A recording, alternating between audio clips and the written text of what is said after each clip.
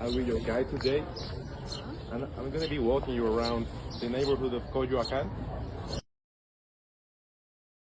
So this plant is known as blue agave, or in Spanish, agave azul. So what they do is, these are the leaves of the plant, they cut them, and here, from the root, you can see over there, that's the heart of the plant, yeah, there, like a bulb underneath. And what they do is they dig it out, cut it, mash it, mix it with a little bit of water, let it ferment for a while, and then they distill it. Depending on the distillation process, you can make either pulque, aguardiente, mezcal, or tequila. So the idea behind piñatas is that you break them, so you are cleansing your sins.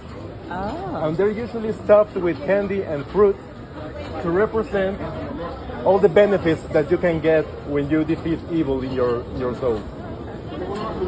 So I would say that I am a Chilango.